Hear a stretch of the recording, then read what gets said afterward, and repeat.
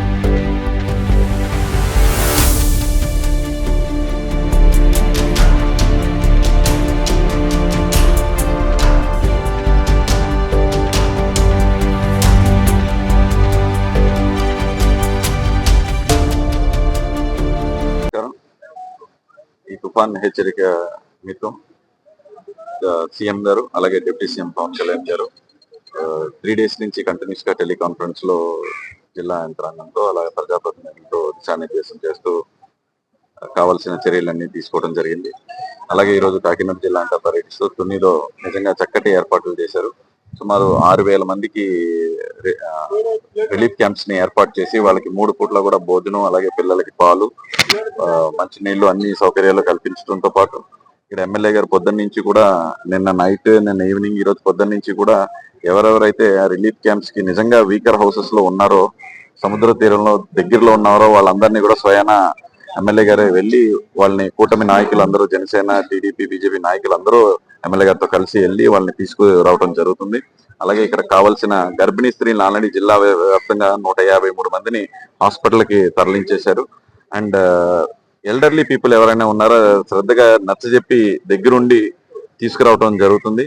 సుమారు 1000 మంది ఎలక్ట్రీషియన్స్ ని ఇతర ప్రాంతాలు, ఆంధ్రప్రదేశ్ లోని ఇతర ప్రాంతాల నుంచి కాకినాడ జిల్లాకి తీసుకురావటం, అలాగే అంతరాయం కలగకుండా ఎలక్ట్రిసిటీలో ఏదైనా ఇబ్బంది వచ్చినా సరే ఇమీడియట్లీ సాల్వ్ చేసేలాగా 1000 మందిని ఎలక్ట్రీషియన్స్ ని కూడా ఇక్కడ పెట్టడం జరిగింది.